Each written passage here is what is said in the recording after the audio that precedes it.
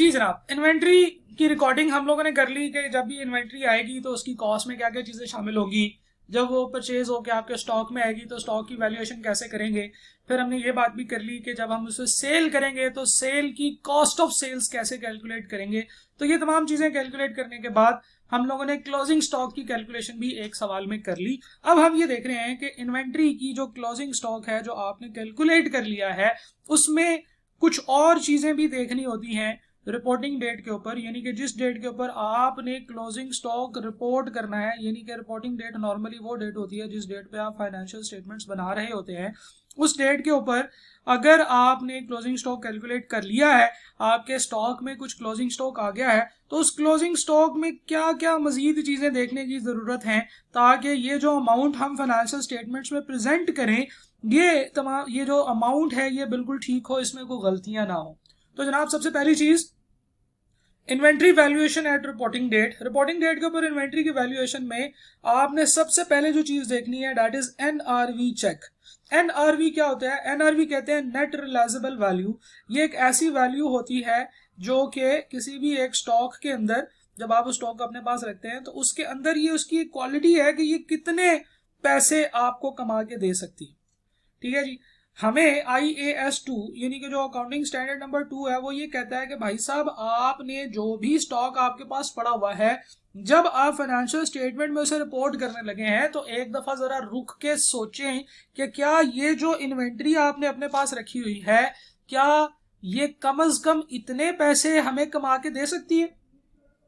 क्योंकि हम लोगों ने कहा है कि एक कॉन्सेप्ट होता है जिसे हम कहते हैं प्रूडेंस कॉन्सेप्ट। प्रूडेंस कॉन्सेप्ट ये कहता है कि भाई साहब, कोई भी एसेट ओवरस्टेट नहीं होना चाहिए। Assets should not be overstated.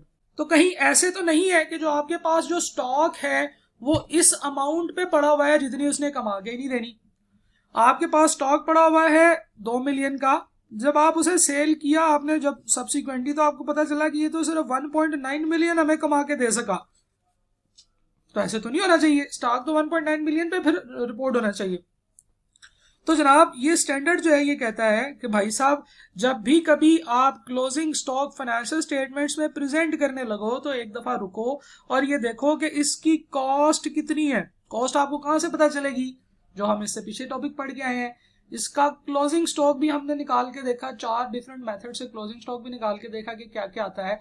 उसके बाद वो कहते हैं कि जरा देखें कि ये जो स्टॉक आपके पास पड़ा हुआ है, जैसे पिछली एग्जांपल में 12,500 यूनिट्स पड़े हुए थे, तो ये जो स्टॉक है ये जब सेल होगा तो आपको कितने पैसे कमा के देगा, रियलाइज करवाएगा, ये जरूर देख लें। वो उसकी नेट रियलाइजेबल वैल्यू होगी, यानी कि ऐसी वैल्यू जो कि इस एसेट को सेल करने के बाद, और अगर इस एसेट को सेल करने से कुछ आपको इसके ऊपर कुछ एक्स्ट्रा खर्चा करना पड़े। नॉर्मली वो एक्स्ट्रा खर्चा आपको कब करना पड़ता है? जब स्टॉक आपका पार्शियली डैमेज हो जाता है। तो फिर देखें कि क्या कहीं ऐसे तो नहीं है कि आपने उसको ज्यादा अमाउंट पे रिकॉर्ड किया हुआ है, और अगर आपने उसको ज्यादा अमाउंट पे रिकॉर्ड किया हुआ है तो भाई उसको लोअर ऑफ कॉस्ट और एनआरवी, यानी कि कॉस्ट और एनआरवी में से जो लोअर हो उस पे ला के उसको रिकॉर्ड कर दो। जो स्टॉक जितना जितना आपका डैमेज हुआ है, जो स्टॉक जितना जितना आपका आउट ऑफ फैशन हुआ है, जो अब सेल नहीं हो सकेगा, उसकी एनआरवी कैलकुलेट कर लें और उसको एनआरवी और कॉस्ट दोनों में से जो लोअर है उसके ऊपर रिकॉर्ड करें। ठीक है, इसका ये मतलब है कि अगर तो उसकी कॉस्ट है, मेजॉरिटी ऑफ द टाइम अगर हम लोग नॉर्मली बात करें तो नॉर्मली उसकी कॉस्ट हमेशा कम होती है उसकी एनआरवी से। क्यों? क्योंकि एनआरवी इज एक्चुअली कि ये जो स्टॉक हमने रखा हुआ ये कमा के हमें कितने देगा। तो भाई स्टॉक तो हम रखते ही इसलिए है कि ये अपनी कॉस्ट से कुछ ज्यादा कमा के दे। हमने 100 रुपए का स्टॉक रखा हुआ है तो वो इसलिए रखा हुआ है कि वो 120 रुपए कमा के दे, 100 से ज्यादा पैसे कमा के दे। ठीक है, तो net realisable value most of the cases में कॉस्ट से ज्यादा होती है, लेकिन कभी कभार नेट रियलाइजेबल वैल्यू कॉस्ट से कम भी हो जाती है, और वो कुछ स्पेशल सर्कमस्टांसेस होते हैं। कुछ स्पेशल काम ऐसा हो गया जिसकी वजह से आपकी जो एनआरवी है, यानी कि उस चीज को बेच के जो बचेगा वो आपकी कॉस्ट से भी कम हो जाए। तो वो कब होगा? जब आपका स्टॉक डैमेज हो जाता है। ठीक है, या जब आपके पास एक ऐसा स्टॉक है जो फैशन से रिलेटेड है और वो चीज आउट ऑफ फैशन होती जा रही है। जैसे फॉर एग्जांपल कुछ कपड़े हैं या सर्दियों के कपड़े हैं, आपने सर्दियों के कपड़े परचेज किए, अब वो बिक नहीं रहे, अब वो गर्मी आ गई, अब आपको लंडे में उसको बेचना पड़ेगा, ठीक है, या आपको किसी और तरीके से एक्स्ट्रा डिस्काउंट्स डाल के उसको बेचना पड़ेगा। तो NRV is net realisable value of the thing, कि उसको बेच के कितने पैसे आने वाले हैं। आपने हमेशा ये देखना है कि इसकी एनआरवी कितनी है और उस स्टॉक को एनआरवी के ऊपर रिकॉर्ड करना है। अगर कॉस्ट से एनआरवी कम है, अगर कॉस्ट कम है, एनआरवी ज्यादा है, तो फिर आपने उसको कुछ नहीं करना, ठीक है जी। तो inventories are always stated at lower of cost और एनआरवी। एक तो चीज हम इसमें ये देखेंगे, फिर इसके बाद हम देखेंगे फिजिकल वेरिफिकेशन।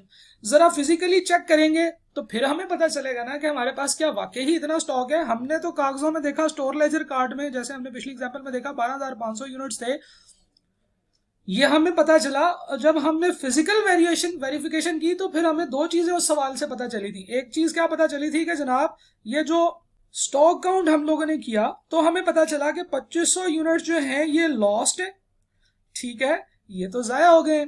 और कुछ यूनिट्स हो सकता है इसमें कुछ ऐसे यूनिट्स भी हो जिसकी जो डैमेज हो गए हो, जिनको ठीक करने के लिए कुछ खर्चा लगेगा। तो वो तमाम चीजें जो है वो हम लोगों ने यहां से स्टॉक काउंट से पता चलेंगी। तो फिजिकल वेरिफिकेशन से हमें ये पता चलेगा कि क्या कोई चीज चोरी तो नहीं हो गई, क्या कोई लॉस तो नहीं है, क्या कोई नॉर्मल या नॉर्मल लॉस तो नहीं है, क्या कोई एनआरवी तो नहीं है किसी आइटम की जो चेक करने वाली है, ठीक है जी। और फिर हम लोग इसकी फाइनेंशियल स्टेटमेंट में प्रेजेंटेशन के मुतालिक भी बात करेंगे। तो इस सेशन में हमने ये तीन चीजें देखनी है। हम पहली चीज की तरफ चलते हैं, NRV, some examples of loss in value of inventory. क्या क्या रीजंस हो सकती हैं जिसकी वजह से उस आइटम की जो फेच वैल्यू है, यानी कि उसकी जो रिलाइजेबल वैल्यू है, वो कॉस्ट से कम हो जाए, इसकी कॉस्ट ज्यादा हो जाए और एनआरवी कम हो जाए। What are the scenarios? एक सिनेरियो ये हो सकता है कि चीज डैमेज हो गई। जब वो डैमेज हो गई तो इसका मतलब ये है कि आप वो उतने की नहीं बिकेगी और उसके ऊपर कुछ cost of completion of sales भी देनी पड़ेगी, यानी कि उसको थोड़ा सही करवा के बेचना पड़ेगा कि जनाब एक चीज थी वो ऊपर से गिरी, टूट गई, एक टीवी था आपके पास आपके स्टॉक में, वो गिरा, टूट गया, उसको ठीक करके आप बेचेंगे। तो जब उसे ठीक करके बेचेंगे तो जिसको बेचेंगे उसे ये जरूर बताएंगे, कंपनी की ये पॉलिसी है कि जिसको बेचे उसे ये बताया कि ये रिपेयर हुआ हुआ टीवी है और वो आपको सस्ते में मिल रहा है इसलिए, ठीक है। तो उसको ठीक करने की जो कॉस्ट है वो, और फिर वो देख लेना है। जैसे फॉर एग्जांपल मैं कहता हूँ कि एक टीवी की कॉस्ट है जनाब 10,000 रुपये, ये इसकी कॉस्ट है, हम इसको सेल करते हैं 50,000 रुपये का, ठीक है। ये टीवी गिरा और डैमेज हो गया, डैमेज होने के बाद हमने इसके ऊपर 2,000 रुपये खर्च किए। 2,000 रुपये खर्च करने के बाद ये टीवी 22,000 रुपये का बिका, ठीक है। तो इसकी नेट रियलाइजेबल वैल्यू क्या होगी? इसकी नेट रियलाइजेबल वैल्यू बनेगी सेल प्राइस 22,000, ये इसकी सेल प्राइस है, minus estimated cost of completion of sale minus estimated selling cost, ठीक है जी। तो 22,000 रुपये इसकी सेलिंग प्राइस थी, इसमें से 2,000 रुपये इसको ठीक करवाने पे भी लगे, तो इसकी जो टोटल एनआरवी है वो 20,000 और इसकी कॉस्ट कितनी थी 10,000। दोनों में से बड़ा कौन सा है? अभी भी एनआरवी बड़ी है। तो इसका मतलब यह है कि ये चीज अभी भी जितने की हमने अपने स्टॉक में रखी हुई है उससे ज्यादा की बिक जाएगी, राइट। तो जनाब एनआरवी जो है वो क्या होती है? वो ये होती है कि चीज बिक के हमें कितने पैसे इससे बचेंगे। होली और पार्शियली ऑब्सोलीट, चीज जो है वो थोड़ी ऑब्सोलीट हो जाती है। फॉर एग्जांपल इसके किसी पुर्जे को जंग लग जाता है, इसका कोई पुर्जा जो है वो अब नहीं चल रहा, वो अड़ फंस कर रहा है, ठीक है। इस तरह की प्रॉब्लम्स हो सकती हैं मशीन के साथ। Their selling price have declined, चीजें आउट ऑफ फैशन गई। जब चीजें आउट ऑफ फैशन गई तो उनकी सेल प्राइस ही खत्म होगी। जैसे फॉर एग्जाम्पल एक चीज की हम एग्जाम्पल लेते हैं, अलार्म क्लॉक्स। एक कंपनी है जो अलार्म क्लॉक जो है ना वो सेल कर दी है, लेकिन अब मोबाइल की वजह से हर बंदे के मोबाइल में अलार्म क्लॉक है, तो उसकी प्राइस ही अब खत्म हो गई है। अब जो चीज पहले आप 10,000 की बेचते थे, अब वो आप जो है वो उसको 8,000 की, 7,000 की, 5,000 की भी नहीं बेच सकते, क्योंकि लोग अब उसे परचेज नहीं करते, क्योंकि उनका पर्पस जो है वो किसी और तरीके से फुलफिल हो रहा है, राइट। तो उसकी सेलिंग प्राइस डिक्लाइन हो जाती है। एक ऐसी चीज जो आउट ऑफ फैशन जा रही है उसकी एनआरवी भी चेक करने की जरूरत है। The estimated cost of completion और the estimated cost to be incur to make the sale have increase, यानी कि एक चीज को पहले सेल करने के लिए आपको थोड़े पैसे खर्च करने पड़ते थे, लेकिन अब आपको उसको ज्यादा पैसे खर्च करने पड़ते हैं। एस्टिमेटेड कॉस्ट ऑफ कंप्लीशन या एस्टिमेटेड सेलिंग कॉस्ट। इसकी एग्जांपल मैं कुछ इस तरीके से देता होता हूँ। फर्ज करें कि जनाब आप सेल करते हैं एक केमिकल, नॉर्मली आप जो केमिकल है आपने थैले बनाए हुए, पॉलीथिन बैग्स जो हैं उसमें आप डाल के वो पॉलीथिन बैग जो है ना वो आप उसमें सेल कर देते हैं। लेकिन गवर्नमेंट का एक रूल आ गया कि जनाब ये अब आप शापरों में डाल के नहीं बेच सकते ये केमिकल, अब आपको एक स्पेसिफिक टाइप का प्लास्टिक की बोतल यूज करनी पड़ेगी। तो इसकी एस्टिमेटेड सेलिंग कॉस्ट बढ़ गई। लेकिन आप जब सप्लायर को, आप अपने कस्टमर को कहते हैं कि यार ये चीज जो है ना ये तो अब महंगी हो गई है, तो अब इसकी पैकिंग महंगी हो गई है, तो मुझे पैसे बढ़ाओ। उसने कहा पैसे अभी बढ़ाओ, जाओ किसी और को जाके बेचो, मैं नहीं लेता तुम्हारे से।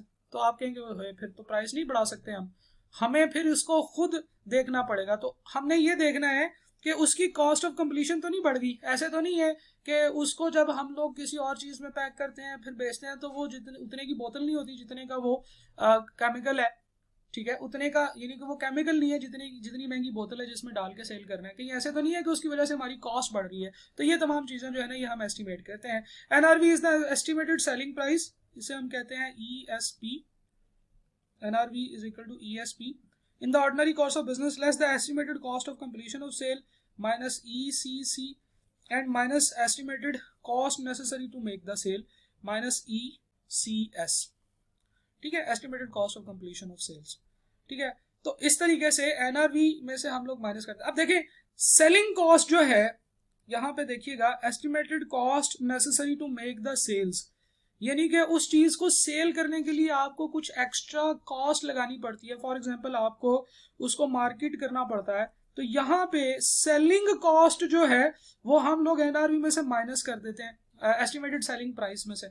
ठीक है, तो ये भी हम लोगों को जो है ना ये चीज देखनी होगी। तो इसकी एक एग्जांपल देखते हैं जनाब कि कैसे हम लोग एनआरवी को कैलकुलेट करते हैं। जब आपने कोई चीज एनआरवी के ऊपर कैलकुलेट की और आपको पता चला कि जनाब ये तो रिडक्शन इन इन्वेंट्री हो जाएगी, तो पीरियोडिक इन्वेंट्री सिस्टम में तो कोई एंट्री रिकॉर्ड नहीं करेंगे, क्योंकि हम क्लोजिंग स्टॉक जो है वो जब हम स्टेटमेंट ऑफ कम्प्रिहेंसिव इनकम में डालते हैं उसके अंदर जब हम लोग ओपनिंग स्टॉक और क्लोजिंग स्टॉक जब कैलकुलेट करके उसमें डालते हैं तो ऑटोमेटिकली वो वाली जो फिगर है वो जो एनआरवी की रिडक्शन वाली जो फिगर है वो उसका कॉस्ट का पार्ट बन जाती है। ठीक है, जबकि परपेचुअल इन्वेंट्री में आपको एनआरवी लॉस डेबिट और इन्वेंट्री को क्रेडिट करना पड़ता है जितनी अमाउंट आपकी एनआरवी लॉस में आई है उस अमाउंट से।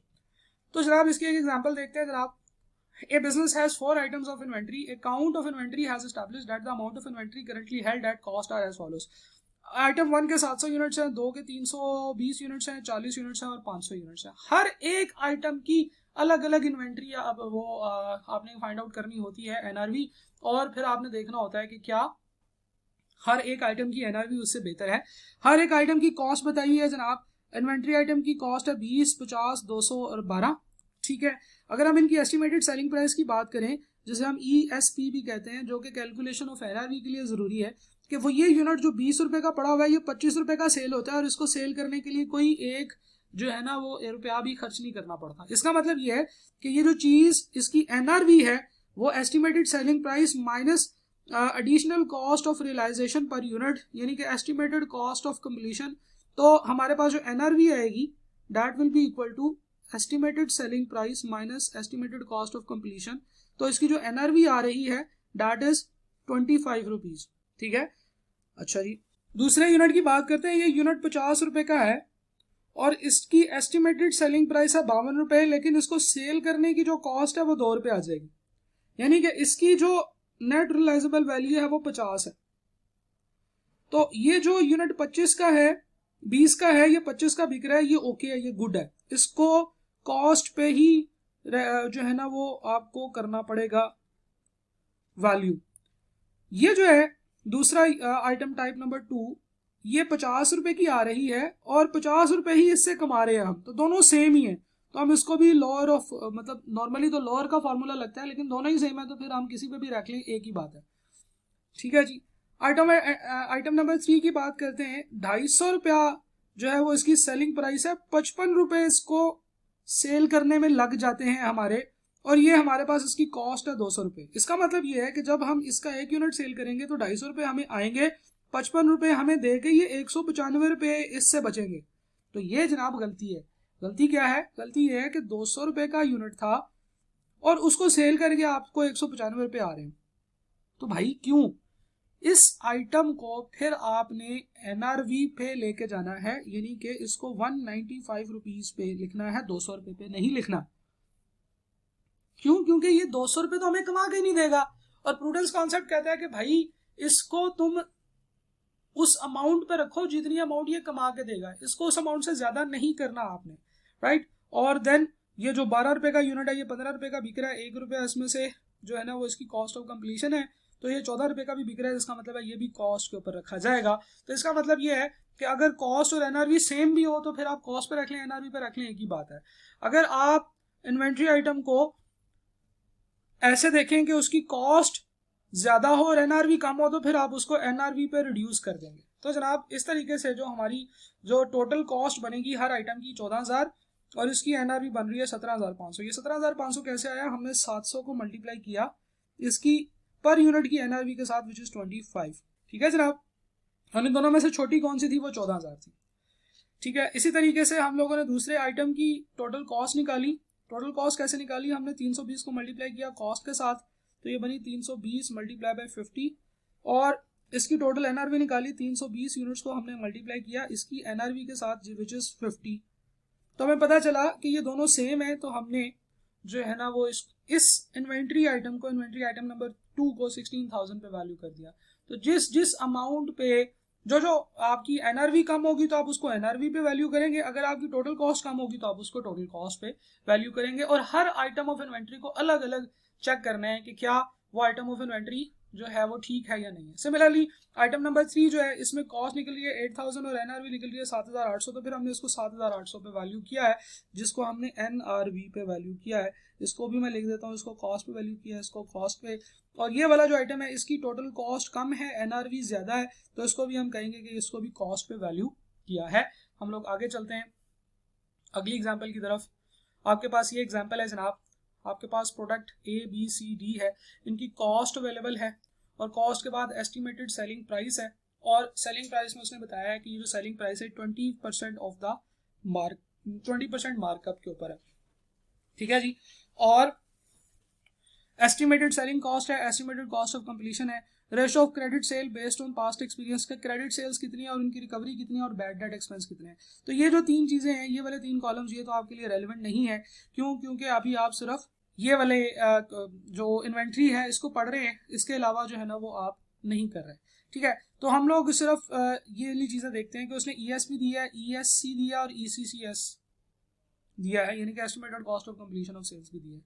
तो हम लोग हर एक आइटम की कॉस्ट लिखेंगे और उसको कंपेयर करेंगे उसकी एनआरवी के साथ। और एनआरवी जो होती है वो कैसे होती है? एनआरवी होती है estimated selling price minus estimated selling cost और minus estimated cost of completion of sales.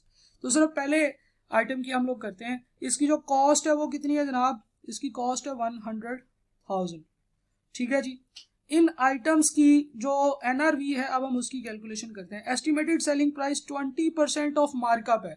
आपको पता है जो मार्कअप होता है, मार्कअप ये होता है कॉस्ट पे। ठीक है, तो इस केस में कॉस्ट को आपने 100% रखना होता है। तो सेलिंग प्राइस है ये आपके पास, इसकी कितनी आएगी? ये आपकी कॉस्ट है और ये 20% मार्कअप के ऊपर है, तो इसका मतलब है कि जो आपकी सेल प्राइस है वो 120 होगी, 120%। तो हम लोग इसकी कैलकुलेशन ऐसे करेंगे। हम लोग एस्टिमेटेड सेलिंग प्राइस कैलकुलेट करने के लिए जो अमाउंट दी हुई है, हमें क्या दिया हुआ है? कॉस्ट दिया हुआ है। तो 100,000 इज द कॉस्ट, उसको डिवाइड करेंगे आप किस अमाउंट से? जो अमाउंट दी हुई है, जो परसेंटेज फिगर उसने दी हुई है, ये कॉस्ट दी हुई है तो इसको कॉस्ट के रेलेवेंट परसेंटेज के साथ डिवाइड कर दिया और इसको मल्टीप्लाई करना है जनाब सेल प्राइस के साथ। तो इसकी जो सेल प्राइस होगी that will be equal to 120,000। ठीक है जी, तो 120,000 आपने इस तरीके से इसको एस्टिमेटेड सेलिंग प्राइस जो है वो फाइंड आउट कर ली। अच्छा आगे चलते हैं। Estimated selling cost, estimated selling cost उसने कहा है कि 5% of estimated selling price. Estimated selling price का 5% है। एस्टिमेटेड सेलिंग प्राइस कितनी निकली है? 1,20,000, तो इसका 5% कितना बन रहा होगा जी? 6,000। आप कैलकुलेट कर सकते हैं कि 120,000 का 5% 6,000 बनता है। और एस्टिमेटेड सेलिंग कॉस्ट कितनी है? 15% ऑफ द कॉस्ट। कॉस्ट कितनी है? 1,00,000 रुपए। ठीक है, तो इसका 15% कितना निकलेगा जी? 15,000। तो इस तरीके से जो आपकी एनआरवी निकलेगी that will be equal to 99,000। 1,20,000 में से 21,000 माइनस कर दिया। तो इन दोनों में से कौन सी चीज बड़ी है? कॉस्ट बड़ी है। क्या ये चीज ठीक है? नहीं ठीक। क्यों? क्योंकि आपकी कॉस्ट जो है उसके ऊपर आपने फाइनेंशियल स्टेटमेंट्स में इसको प्रेजेंट किया हुआ है, लेकिन वो 99,000 रुपीज आपको कमा के देगी। तो इसका मतलब है कि आपका एनआरवी का लॉस हो गया कितना? 1,000 रुपए का प्रोडक्ट ए में, और फाइनेंशियल स्टेटमेंट्स में इसको आपने किस अमाउंट पे प्रेजेंट करना है? 99,000 पे। ठीक है जनाब। इसी तरीके से आप बाकी कैलकुलेशंस भी कर सकते हैं। मैं ऐसे करता हूं कि मैं आपको इसका फाइनल सोल्यूशन दिखाता हूं इस क्वेश्चन का, और ये जो क्वेश्चन है ये आपकी बुक में से क्वेश्चन है, तो इसलिए आपको परेशान होने की जरूरत नहीं है, आपको ये बुक में से भी मिल जाएगा। ठीक है जनाब। तो ये आपके पास आ गया एनआरवी 99,000, लोअर जो है वो 99,000 है, और एनआरवी का लॉस जो है वो 1,000 का है।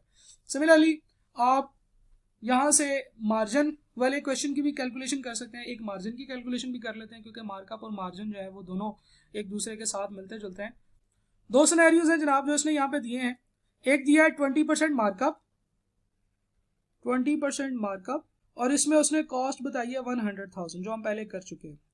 दूसरा है जी 15% मार्जिन, और उसमें उसने क्या बताया जी, अमाउंट क्या बताई है? 2,70,000। तो इसको दोनों को सॉल्व करते हैं। कॉस्ट बताई है 2,70,000, मार्कअप और मार्जिन को मैं आपको सॉल्व करने का तरीका बताने लगा। एक चीज आपने याद रखनी है, और वो ये है कि मार्कअप जो होता है वो ऑन कॉस्ट होता है, और मार्जिन जो है ना वो ऑन सेल प्राइस होता है। That's it.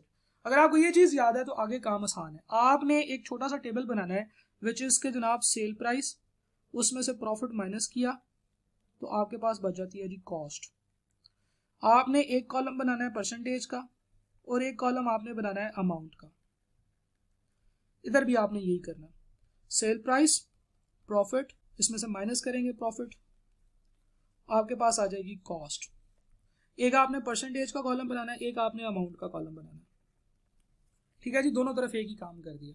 दूसरी चीज उसने बताया 20% प्रॉफिट है, तो आप परसेंटेज में प्रॉफिट के आगे 20% लिख दें। उसने कहा 15% प्रॉफिट है, आप परसेंटेज में प्रॉफिट के सामने 15% लिख दें। सिंपल हो गया।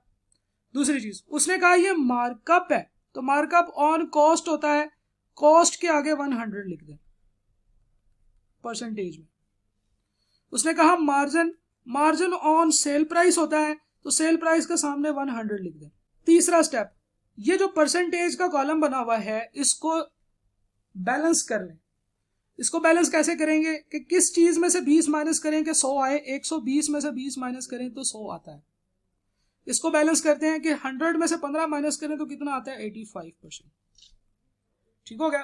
तो स्टेप नंबर 1 प्रॉफिट की परसेंटेज लिखी। स्टेप नंबर 2 मार्कअप या मार्जिन के हिसाब से, अगर मार्कअप है तो कॉस्ट के सामने 100 लिख दिया, अगर मार्जिन है तो प्रॉफिट ये जो सेल प्राइस है इसके सामने 100 लिख दिया।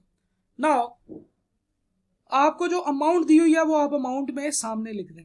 अमाउंट जो आपको दी हुई है वो दी हुई है 100,000 इस केस में। इधर आपको जो अमाउंट दी हुई है वो है सेल प्राइस विच इज 270,000, ये आप यहाँ पे लिख दें सेल प्राइस के सामने। अब नेक्स्ट स्टेप, जो अमाउंट दी हुई है उसको उसके रेलेवेंट फैक्टर से डिवाइड करें।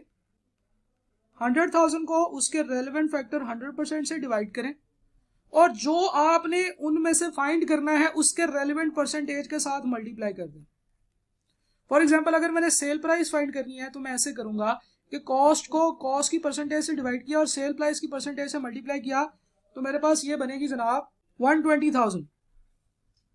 और तीसरी चीज आप इन दोनों के डिफरेंस से भी निकाल सकते हैं, तो वो बनेगी 20,000।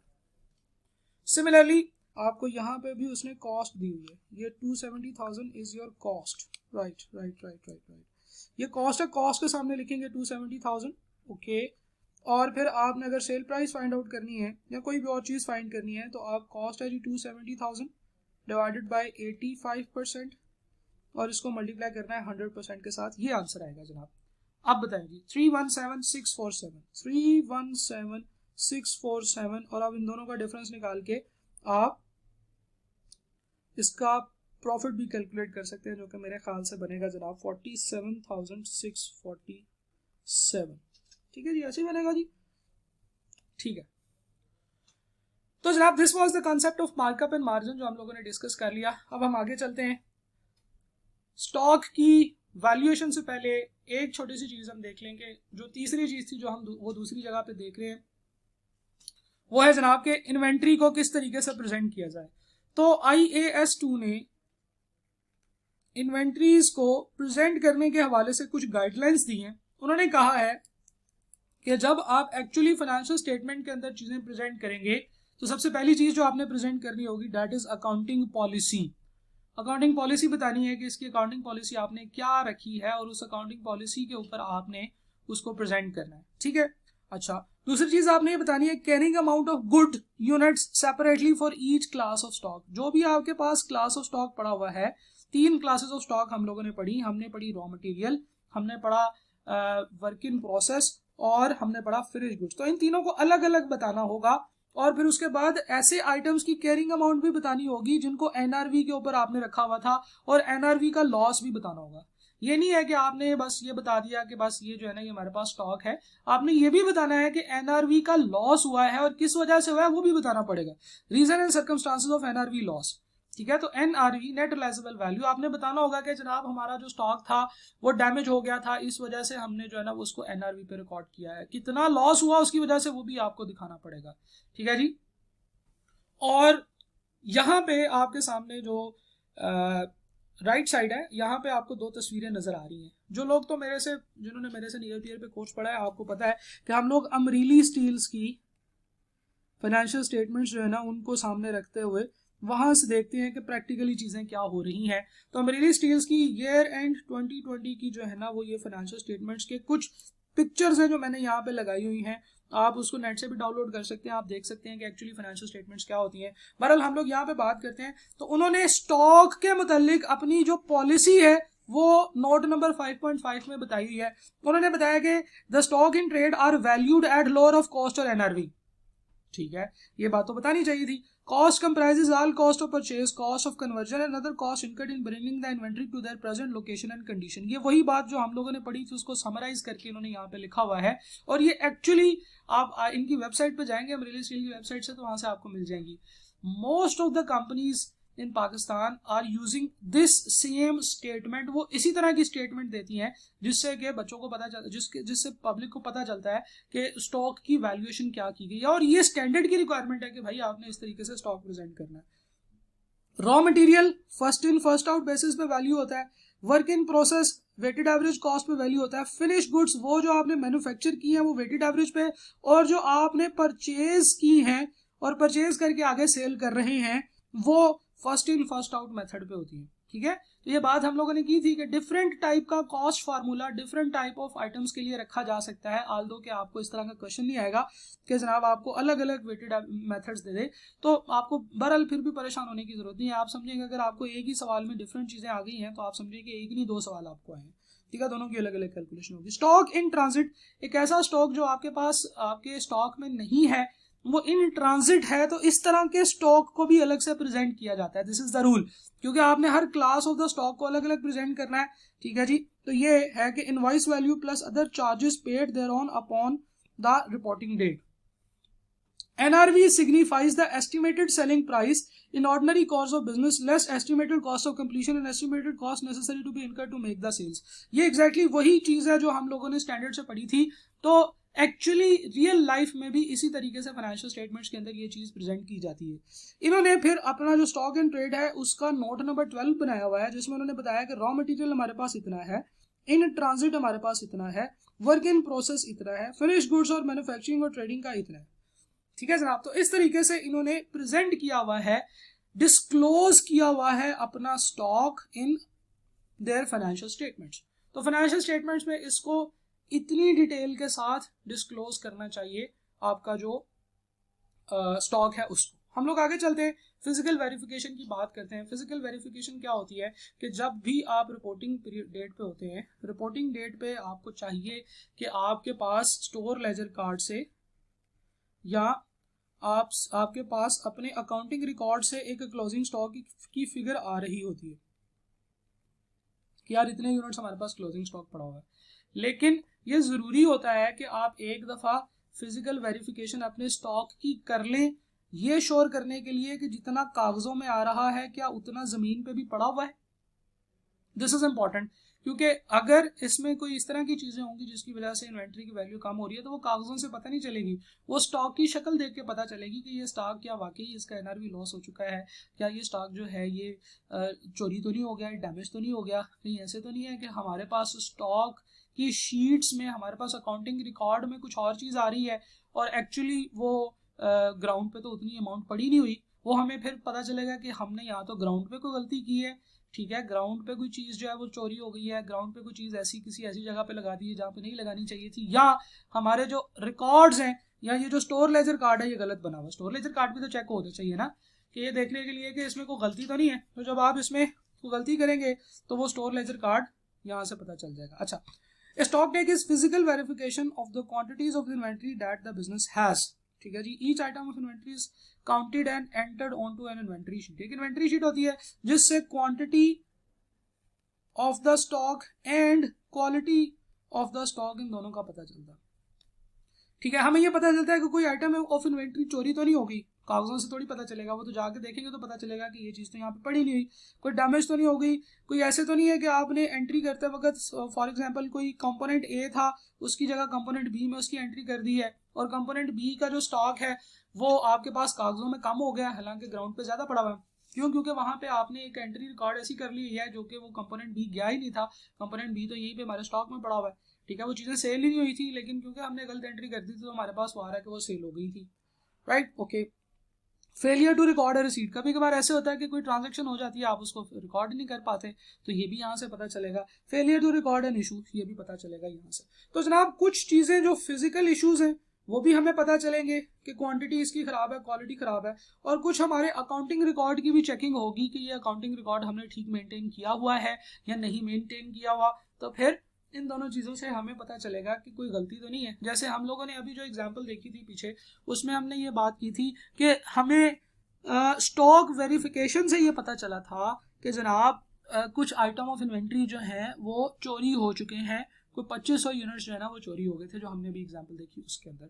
So this is the concept of physical verification. It is important, जिससे हमें कुछ गलतियां आइडेंटिफाई होती हैं, गलतियों को ठीक करने के बाद, एरर्स को रेक्टिफाई करने के बाद एक्चुअल अमाउंट जो है वो फाइनेंशियल स्टेटमेंट में रिपोर्टिंग डेट पे रिप्रेजेंट करनी चाहिए, और वो हम करते होते हैं, ठीक है जी। So this was the concept of physical verification. तो फिजिकल वेरिफिकेशन क्यों जरूरी है? ये दोनों तरह के सिस्टम्स में होनी चाहिए, परपेचुअल में भी होनी चाहिए, पीरियोडिक में भी होनी चाहिए, ठीक है।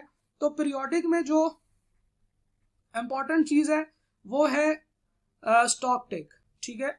और इसके अगेंस्ट जो परपेचुअल में जो इंपॉर्टेंट चीज होती है वो होती है स्टोर लेजर कार्ड, ठीक है जी। हमने ये बात की थी कि परपेचुअल सिस्टम में स्टोर लेजर कार्ड जरूरी है, पीरियोडिक सिस्टम में भी मेंटेन किया जाता है स्टोर लेजर कार्ड, लेकिन उसमें सिर्फ और सिर्फ जो क्वांटिटीज होती हैं सिर्फ वो डाली जाती है। तो जनाब पीरियोडिक सिस्टम में स्टॉक टेक ज्यादा वैल्यू होती है और स्टोर लेजर कार्ड की वैल्यू कम होती है, ठीक है जी। परपेचुअल सिस्टम में स्टोर लेजर कार्ड मेंटेन किया जाता है और हम लोग स्टॉक टेक भी करते हैं, स्टॉक टेक की भी वैल्यू इसमें होती है, ज्यादा वैल्यू स्टोर लेजर कार्ड की है लेकिन स्टॉक टेक भी किया जाता है।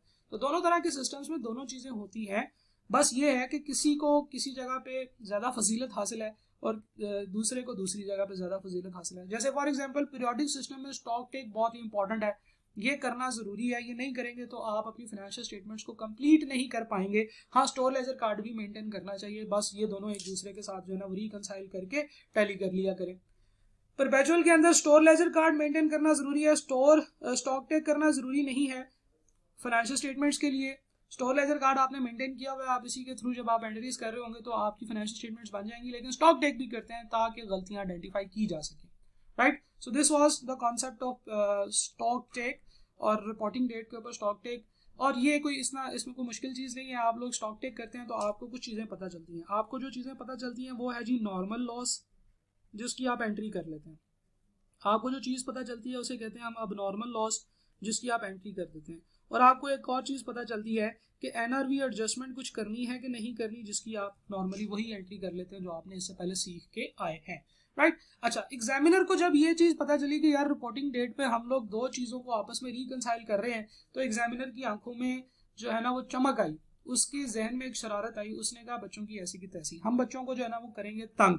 और वो कैसे तंग करेंगे, हम बच्चों को कहेंगे कि जनाब देखो ये जो तुमने स्टॉक टेक किया है ना, ये स्टॉक टेक रिपोर्टिंग डेट का नहीं है, रिपोर्टिंग डेट से 10 दिन बाद का है। तो फिर उससे वर्क बैक करके आपने रिपोर्टिंग डेट का स्टॉक निकालना होगा। फॉर एग्जाम्पल हम लोग इसे कहते होते हैं physical verification on a date other than the reporting date. आपकी रिपोर्टिंग डेट है जनाब 31 दिसंबर 2020 और आपका जो स्टॉक टेक हुआ किसी भी वजह से, और ये हो सकता है स्टॉक टेक, ये बड़ा प्रैक्टिकल एग्जांपल है कि स्टॉक टेक जो होता है वो कभी कभार तो उसी डेट पे होता है जिस डेट पे आपने अकाउंटिंग फाइनेंशियल स्टेटमेंट्स को क्लोज करना है, लेकिन कभी कभार आपका स्टॉक टेक जो होता है वो किसी लेटर डेट पे भी हो जाता है, यानी कि बाद वाले किसी दिन पे। तो आपका जो स्टॉक टेक हुआ है वो 1 जनवरी 2021 को हुआ है। तो आपके पास तो उस दिन जब आप स्टॉक टेक करेंगे तो आपके पास इस डेट का स्टॉक आएगा, आपने इस डेट से वर्क बैक करना है इस डेट का स्टॉक। ठीक है जनाब। अच्छा, अब ये जो कैलकुलेशन है ये बहुत ही इजी है, ये इसमें कोई डिफिकल्ट चीज नहीं है। ठीक है, आपने जिस डेट के ऊपर अपना स्टॉक आपको चाहिए वो एक लेटर डेट है, और जिस डेट पे अवेलेबल है वो एक लेटर डेट है, और ये एक अर्लियर डेट है। देखिए आपके पास फर्ज करें कि यहाँ पे कुछ स्टॉक है 2000 रुपये का, आपने कुछ सेल परचेजेस की 2000 का यूनिट, मैं यूनिट्स की बात करता हूँ, 2000 यूनिट्स थे आपके पास, आपने 2000 यूनिट्स परचेज किए, आपने फिर जो है ना वो 1000 यूनिट सेल कर दिए, तो इसमें से माइनस हो गए होंगे, आपके पास 4000 यूनिट्स फिर परचेज हुए। ठीक है, फिर आपने जो है ना वो 3000 यूनिट्स जो है ना वो सेल कर दिए, तो आपके पास 10 तारीख को जो स्टॉक रह गया होगा वो कितना रह गया होगा, 2 और 2 4, 4 और 4 8, 8 में से आपने 4 माइनस किया तो 4000। इस डेट पे आपका स्टॉक होना चाहिए 4000। फर्ज करें कि मैं आपको कहता हूं कि जनाब ओपनिंग स्टॉक इस डेट का स्टॉक नहीं पता, लेकिन इस डेट का स्टॉक फाइंड करो, इस डेट का स्टॉक 4000 है। ठीक है, इस डेट का स्टॉक कितना है, 4000 है।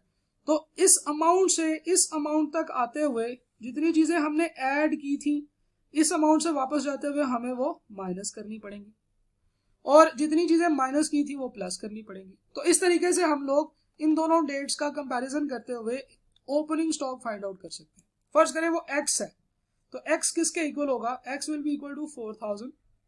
जो परचेजेस थी ये वाली 2000 और ये वाली 4000, ये उधर जाके माइनस हो जाएंगी, 2000 एंड 4000, और ये जो परचेजेस, ये जो सेल्स थी ये उधर जाके प्लस हो जाएंगी, प्लस 1000 और प्लस 3000। तो आपके पास जो ओपनिंग स्टॉक आएगा that will be equal to 4 में से 2 माइनस किए, फिर 4 माइनस किए, और 4 और 4 8 में से 2, 8 में से 6 2000। ठीक है जी। So the X will be equal to 2000, वही जो ओपनिंग 2000 पे थे जो हमने यहाँ से डिलीट किए थे। So this is the concept of stock verification, के जो रिपोर्टिंग डेट से बाद में होती है, हमने वहां से पीछे जाना होता है, और पीछे जाते जाते हम लोगों ने इन स्टॉक की जो है ना वो इस डेट की वैल्यू फाइंड आउट करनी होती है। अच्छा, नॉर्मली जब आप यूनिट्स की बात करते हैं तो चीजें आसान होती हैं, एग्जामिनर आपको यहाँ पे फिर घुसाता है, वो यूनिट्स की बजाय आपको कॉस्ट ऑफ द यूनिट्स देता है। वो कहता है जनाब ये जो कॉस्ट थी वो इतनी थी, इसमें कुछ इतनी परचेजेस हुई, परचेजेस की अमाउंट परचेज वाली दे देगा, सेल्स की अमाउंट उसकी सेल प्राइस लिख देगा। आपको पता है कि स्टोर लेजर कार्ड में हम सेल प्राइस नहीं बल्कि उन यूनिट्स की भी कॉस्ट एंटर करते होते हैं। तो जब हम पीछे से वापस जा रहे होंगे तो हम कॉस्ट ऐड करेंगे उन यूनिट्स की जो सेल किए हुए हैं। तो दिस इज सिंपल कि हमारे पास ओपनिंग स्टॉक होता है, हम उसमें ऐड करते हैं परचेजेस, हम उसमें से माइनस करते हैं सेल्स, तो हमारे पास क्लोजिंग स्टॉक आ जाता है। और अगर हमारे पास क्लोजिंग स्टॉक होगा और उसमें फिर हमें ऐड करनी पड़ेगी सेल्स, और उसमें से माइनस करनी पड़ेंगी परचेजेस, तो फिर हम ओपनिंग स्टॉक पे पहुंचेंगे। तो नीचे से ऊपर आते हुए जो एंट्रीज ऐड हो रही हैं वो नीचे से ऊपर जाते हुए माइनस हो जाएंगी, और जो माइनस हो रही है वो ऐड हो जाएंगी। So this is the simple concept. अब हम इसके ऊपर एक प्रैक्टिस क्वेश्चन करते हैं, और इस प्रैक्टिस क्वेश्चन के साथ हम लोग फिर आगे और चीजें भी डिस्कस करेंगे। ठीक है जी। अच्छा जी, आगे चलते हैं जनाब, एक एग्जांपल देखते हैं। सलमान लिमिटेड की एग्जांपल है। Salman limited closes its books on 30th June each year. ठीक है जी। ईयर एंड हमेशा आपके लिए बड़ी ही इंपॉर्टेंट चीज होती है, आपने ईयर एंड जेन में रखना है कि 30 जून को ये अकाउंट्स अपने क्लोज करते हैं। Due to an administrative problem SL carried out the stock taking on 1 जुलाई 2016। 1 जुलाई 2016 को इन्होंने स्टॉक टेक किया, उससे पहले ये स्टॉक नहीं कर सके। तो ईयर एंड से 10 दिन बाद जो है ना, वो एग्जैक्टली 10 दिन बाद इन्होंने अपना स्टॉक टेक किया। The cost of stock as verified on 10 July was 812500। तो जो हमारे पास जो स्टॉक था 10 जुलाई को, वो कितना आ रहा था जनाब? स्टॉक है 10 जुलाई 812500। ठीक है जनाब। अच्छा, total sales amounting to rupees 3,26,000। 3,26,000 की सेल्स हुई थी, तो हमें बताया कि हमने सेल्स ऐड बैक करनी होती हैं। तो क्या मैं इसमें 3,26,000 ऐड बैक कर दूं? जी नहीं। क्यों? क्योंकि ये तो सेल प्राइस है, हमने तो इसकी कॉस्ट निकालनी है। The goods were sold in the normal course of business at cost plus 25%। यानी कि ये जो 3,26,000 है, ये कॉस्ट प्लस 25 यानी कि 125% है। ठीक है, ये सेल प्राइस है 125, तो इसकी कॉस्ट कितनी होगी? 100। तो हम इसको डिवाइड करेंगे 326 को 125 पे और मल्टीप्लाई करेंगे 100 से, तो हमारे पास कॉस्ट आ जाएगी। ठीक है, लेकिन इसमें एक और साइंस भी है। उसने आगे बताया है कि एक्सेप्ट द फॉलोइंग। ठीक है, इसका मतलब है ये जो नीचे कुछ सेल्स है, इनके ऊपर ये वाला फॉर्मूला नहीं लग रहा, कॉस्ट प्लस 25% वाला। अच्छा, sales of rupees 25,000 was made at 40% of normal selling price. एक चीज जो है वो आपने बेची है, उसकी जो नॉर्मल सेलिंग प्राइस थी, यानी कि 25,000 रुपए की जो चीज थी, वो आपने एक्चुअली नॉर्मल सेलिंग प्राइस के सिर्फ 40% पे सेल कर दी। ठीक है, उसका जो 40% था वो 25,000 बन रहा था। जो नॉर्मल सेलिंग प्राइस है उसका 40% पे आपने उसको सेल कर दिया। ठीक है, इसका क्या मतलब है? इसका ये मतलब है कि एक चीज थी जिसकी सेलिंग प्राइस जो भी थी, उसको आपने 25% से मल्टीप्लाई किया और वो 25,000 रुपए की, सॉरी, उसको आपने 40% से मल्टीप्लाई किया, सेल प्राइस के 40% पे सेल हुई है ना, तो सेल प्राइस का 40% सिर्फ हम उसका कलेक्ट कर सके, यानी कि 25,000 रुपए। तो क्या हम यहां से उस आइटम की सेल प्राइस निकाल सकते हैं? उस आइटम की जो सेल प्राइस होगी वो होगी 25,000 डिवाइडेड बाय 40%। तो 25% का जो 40% होता है, दैट इज 25,000 डिवाइडेड बाय 0.4, तो कितना बनेगा जनाब? 62,500। यानी कि एक्चुअली वो जो अमाउंट थी वो 62,500 रुपए में सेल होनी चाहिए थी, लेकिन हमने कितने में सेल की? 25,000 में। तो ये जो 62,500 रुपया जो सेल है, ये होनी चाहिए थी एक्चुअली, इस अमाउंट के ऊपर ये सेल होनी चाहिए थी। बहरहाल हमने उसको 25,000 पे सेल कर दिया है। ठीक है, और ये इन 3,25,000 में से ये 3,26,000 में ये 25,000 भी शामिल है। आगे चलते हैं। A sale of rupees 60,000 was made at normal selling price, but the goods were slightly damaged, and an expenditure of rupees 15,000 was incurred on these goods to bring them to the saleable condition। यानी कि आपके पास 3,26,000 की sales थी, उसमें से दो sales हैं 25,000 की, ये सेल जिसकी कॉस्ट कुछ और है। ठीक है, जिसकी कॉस्ट हम इस फार्मूले से नहीं निकाल सकेंगे, जिसकी कॉस्ट हमें 62,500 रुपए के हिसाब से निकालनी पड़ेगी। और जो दूसरा है उसकी भी कॉस्ट हम लोग 60,000 जो है, ये इसकी सेल प्राइस है, ये इसकी जब हम कॉस्ट निकालेंगे तो वो हमें मिल जाएगी। तो जनाब ये टोटल जो 3,26,000 रुपए की सेल्स हैं, मैं कोशिश करता हूँ यहाँ पे लिखूँ, 3,26,000 रुपए की जो सेल्स हैं, इसके 3 पार्ट्स हैं। एक पार्ट वो है जो 25,000 रुपया सेल हुआ है, एक वो है जिससे 60,000 रुपये बिके मिले हैं, और तीसरा वो है जिसका आपको जो रिमेनिंग बच जाता है। तो कितना बच जाता है जी? 326 माइनस 25 और माइनस 60, ये आपके पास बच जाता है जी 241,000। तो 241,000 ऐसा है जो कॉस्ट कॉस्ट प्लस 25% पे सेल हुआ है। तो हम 241,000 की कॉस्ट निकाल सकते हैं। हमें 241 को डिवाइड करना है 125% से और इसको मल्टीप्लाई करना है 100% से, तो हमारे पास इसकी कॉस्ट आ जाएगी विच इज इक्वल टू कितनी आएगी जनाब? 241 डिवाइडेड बाय 1.25, 192,800, 192,800। अच्छा, ये जो 25,000 है इसकी अब हम कॉस्ट निकालते हैं। देखें, ये 25,000 एक्चुअली कितने की सेल होनी थी? 62,500 की। तो इसकी जो कॉस्ट होगी वो 62,500 डिवाइडेड बाय 125% मल्टीप्लाई बाई 100% होगी। ठीक है, और ये जो 60,000 है, इसके बारे में इसने कहा कि ये अपनी नॉर्मल सेलिंग प्राइस पे ही सेल हुई है, तो ये भी इसी तरीके से जिस तरीके से ये 2,41,000 की निकाली है तो 60,000 डिवाइडेड बाय 125% मल्टीप्लाई बाय 100%, तो ये दोनों बिल्कुल सेम अमाउंट से आपके पास आएंगी। तो जरा आगे चलते हैं, ये यहाँ पे ये सॉल्व भी हुआ है, ठीक है। सबसे पहले उसने देखे क्या किया, कॉस्ट ऑफ सेल्स पकड़ी 812500, कॉस्ट ऑफ स्टॉक्स, ठीक है जी। इस वक्त आपके पास जो क्लोजिंग स्टॉक 10 तारीख को कितना है, वो 812500 है। तो लिखने में टाइम ज़ाया नहीं करते, मैं यहीं से आपको बताता चला जाता हूँ। सबसे पहले उसने क्या किया, 3,26,000 में से 25,000 माइनस किया, और रिमेनिंग जो था यानी कि इन दोनों की जिनको डिवाइड करना था 125 से और 100 से मल्टीप्लाई करना था, इन दोनों की उसने जो है ना वो कैलकुलेशन की, 2,40,800 रुपये इन दोनों की जो है ना वो कॉस्ट आ रही है, और ये हमने ऐड करनी है। क्यों? क्योंकि सेल है तो सेल को ऐड बैक करते हैं। दूसरी चीज जो थी वो थी cost of goods sold at 40% of the invoice value. तो देखिए 25,000 को उसने 40% पे डिवाइड किया, आंसर बना 60,000, और उसको 100 ओवर 125 पे किया, वही अमाउंट, वही कैलकुलेशन जो मैंने आपको यहाँ पे बताई है, इसका जो आंसर आया डेट इज 50,000, ठीक है जी। ये भी आपने ऐड बैक करना है। आगे चलते हैं, अगली एडजस्टमेंट देखते हैं। परचेज अमाउंटिंग टू रुपीज 246,000, 2,40,000 की परचेजिंग है, तो आपको पता है परचेजेस तो ऑलरेडी कॉस्ट पे होती हैं, तो हम परचेजेस इसमें से लेस कर देंगे। आगे चलते हैं जनाब, all such purchases were included in stock as on 10 July 2016, ठीक है। कोई भी स्टॉक इन ट्रांजिट नहीं है। अगर कोई स्टॉक इन ट्रांजिट होता तो डेफिनेटली वो इसमें शामिल ना होता, फिर हमें उसको भी देखना पड़ता कि उसको कैसे एडजस्ट करना है। Sales returns and purchase return amounting to rupees 11,000 and 6,000।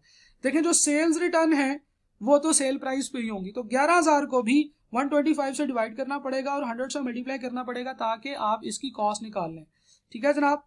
तो हमने 11,000 को क्या किया है, 11,000 को 125 से डिवाइड किया, 100 से मल्टीप्लाई किया, तो हमारी सेल्स रिटर्न की कॉस्ट आ गई जो कि हम लेस कर देंगे, ठीक है। और इसी तरीके से जो परचेज रिटर्न है वो 6,000 की है, ये हमें ऐड करनी पड़ेंगी। ये वाली अमाउंट भी हमने डिस्कस कर ली, ऐड कर देते हैं। फिर उसके बाद goods with customers on sales on return basis. Sales on return basis क्या होता है कि आप कस्टमर को गुड्स भिजवा देते हैं, उसे कहते हैं यार इसको रखो, इसको यूज करो, अगर अच्छी लगे तो परचेज कर लेना, नहीं तो हमें वापस भिजवा देना। इसे हम कहते हैं sales on return basis. Sales on return basis पे आप चीज की सेल्स उस वक्त रिकॉर्ड करते हैं जब आप उसे भिजवा देते हैं, ठीक है। और अगर वो वापस आ जाए गुड्स तो फिर आप उसकी जो सेल्स रिटर्न डाल देते हैं, ठीक है। हालांकि वो सेल्स ऑन रिटर्न बेसिस है, लेकिन एक्चुअली वो चीजें आप भिजवा चुके होते हैं, तो जब आप उसको भिजवाते हैं तो आप जो है ना वो रिसीवेबल टू सेल्स एंट्री कर लेते हैं, receivable to sales, receivable debit sales credit. और जब वो वापस आ जाती है, फर्ज करें अगर कस्टमर उसको ओके कर दे तो फिर तो चिल है, फिर आपको कोई एंट्री करने की जरूरत नहीं है। लेकिन फर्ज करें कि अगर कस्टमर कहता है कि भाई ये तो मुझे नहीं चाहिए, तो फिर हम लोग उसकी क्या एंट्री करते हैं, हम उसको रिवर्स कर देते हैं, हम लोग सेल्स रिटर्न टू रिसीवेबल इसकी एंट्री कर देते हैं। तो जनाब यही हुआ कि हमने सेल्स ऑन रिटर्न बेसिस पे जो है ना वो किसी कस्टमर को चीजें दी हुई थी 50,000 रुपए की, और ये इनवाइस वैल्यू थी। इसका मतलब ये है कि ये जो 50,000 है इसमें भी प्रॉफिट शामिल है। तो हम लोग क्या करेंगे, हम लोग 50,000 को डिवाइड करेंगे इसकी 125 से और मल्टीप्लाई करेंगे 100 के साथ, तो ये जो है ये सेल्स ऑन रिटर्न बेसिस पे जो आइटम्स गई हैं ये उनकी स्टॉक की वैल्यू है। आगे चलते हैं, the goods within 4 weeks, ठीक है। The goods has been sent to the customer on 15 June. अभी तक जो है ना वो कस्टमर ने वो चीजें एक्सेप्ट नहीं की है। तो अगर कस्टमर ने वो चीजें एक्सेप्ट नहीं की है तो फिर एक और काम करना होता है, हम लोग रिसीवेबल टू सेल की एंट्री कर लेते हैं, लेकिन फिर दोबारा प्रूडेंस आता है, वो कहता है भाई इनकम को जो है ना उसको भी ओवरस्टेट नहीं करना। तो हम लोग तो ये करके बैठे हुए हैं, हम लोग एक सेल्स रिकॉर्ड करके बैठे हुए हैं जो कि नहीं करनी चाहिए थी। तो अगर इस काम के करने के बाद चीजें अभी पेंडिंग हो और ईयर एंड आ जाए, रिपोर्टिंग टाइम आ जाए, तो फिर आप इसकी सेल्स रिटर्न की एंट्री डालते हैं। तो आपने फिर 40,000 की सेल्स रिटर्न की एंट्री डालनी है, ठीक है जी। और उसकी जो कॉस्ट है वो आप यहाँ पे उसको रिकॉर्ड कर लेंगे, ठीक है।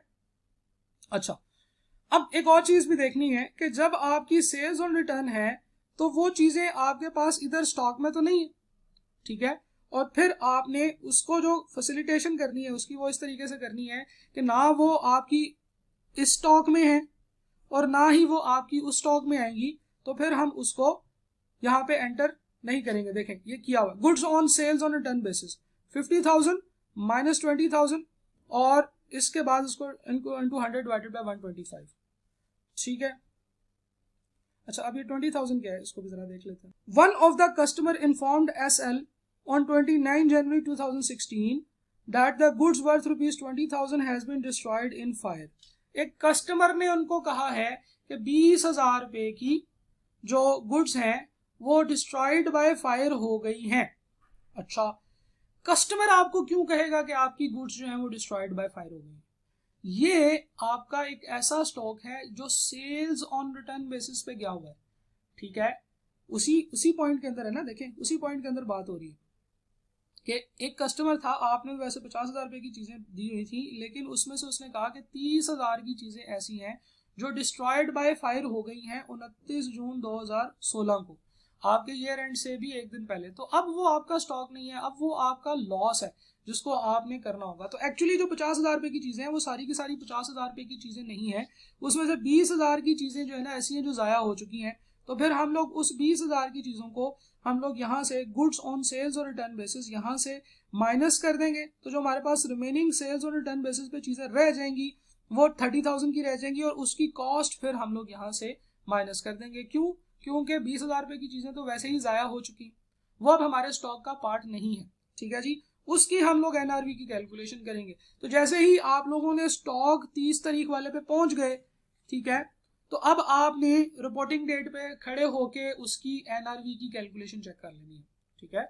देखिए तरीकाकार क्या है, आपके पास 10 तारीख की जो है ना वो स्टॉक था, आप 10 से पीछे आए, आप 30 पे आ गए। इस डेट पे खड़े होके देखे तो सही कि आपका जो स्टॉक है, जो आपकी फिगर निकली है 878,500, क्या वाकई ही ये स्टॉक आपका ठीक है? आपने क्वांटिटी तो वेरीफाई कर ली, अब आपने क्वालिटी भी वेरीफाई करनी है। देखिए क्वालिटी में कहां कहां पे पंगे हैं। एक स्टॉक ऐसा है जो कि 40% ऑफ द इनवाइस प्राइस पे बिका है, तो हम इसको 50,000 रुपए के ऊपर तो वैल्यू नहीं कर सकते। एक ये एनआरवी का लॉस है। फिर एक स्टॉक ऐसा है जो कि आपका बिका जरूर है, लेकिन उसके ऊपर 60,000 रुपए का स्टॉक, लेकिन उसके ऊपर आपको कुछ 15,000 रुपए कॉस्ट लगानी पड़ी है। देखिए ये लिखा हुआ है, ठीक है जी। तो ये 15,000 रुपए की कॉस्ट इसको लगानी पड़ी है, ये भी आप एनआरवी की एडजस्टमेंट में लिखेंगे। तो ये दो एडजस्टमेंट जो है वो आपकी एनआरवी में वो कर रहा है।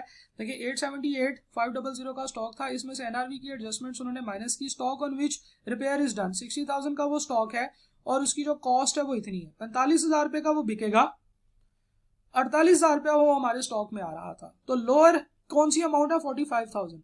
इस वक्त वो किस अमाउंट पे रिकॉर्ड हुआ है? 8,000 पे। तो हमें 3,000 रुपए का एनआरवी लॉस इसमें रिकॉर्ड करना पड़ेगा। एक तो ये चीज हो गई, ये वो चीजें हैं जो 60,000 रुपए की थी और इसके ऊपर जो है वो आपको 15,000 रुपया मेहनत करके फिर इसको सेल करना पड़ा, तो वो 3,000 रुपये हमें माइनस करने पड़ेंगे, एनआरवी लॉस करके हमने यहाँ पे डाल दिया। दूसरा वो स्टॉक था जो 40% ऑफ सेलिंग प्राइस पे सेल हुआ, तो इसको 40% जो इसकी सेलिंग प्राइस है, इसकी नॉर्मल कॉस्ट है जनाब 60,000 का 1.25 यानी कि 50%, ठीक है जी। तो ये सेल कितने का हो रहा है? 25,000 का। ये इसकी एनआरवी है, ये इसकी सेल प्राइस है। लोअर कौन सी है? सेल प्राइस है। हमने रिकॉर्ड किस पे किया हुआ है? हमने इसको 50,000 पे रिकॉर्ड किया हुआ है, सॉरी, ये जो इसकी कॉस्ट है और ये इसकी एनआरवी। तो लोअर कौन सी है? एनआरवी है। हमने इसको कॉस्ट पे रिकॉर्ड किया हुआ है, तो 25,000 रुपए का एनआरवी का लॉस यहां से भी निकलेगा। तो ये दो एनआरवी के लॉसेस जब निकलेंगे तो आपके पास जो एनआरवी का जो स्टॉक है वो 850,500 आ गया, ठीक है जी। और ये जो कस्टमर ने आपका स्टॉक जाया किया हुआ है, इसके ऊपर आपने ये कोशिश, आपने देखिए ना, जो कस्टमर आपका स्टॉक जाया कर देगा, ठीक है, ये तो उसकी जिम्मेदारी है ना, आपकी जिम्मेदारी तो नहीं, ठीक है। आप तो उस स्टॉक को लेते हैं जो कि आपने आपकी वजह से जाया हुआ। जब आपने कस्टमर को स्टॉक भेज दिया, जब आप उसने सेल्स रिकॉर्ड कर ली, तो फिर उसके बाद जो मर्जी हो, टेंशन आपको किस बात की, वो तो उसका स्टॉक है, ठीक है जी। तो इस तरह से हम लोगों ने ये जो क्वेश्चन है ये किया है। और अब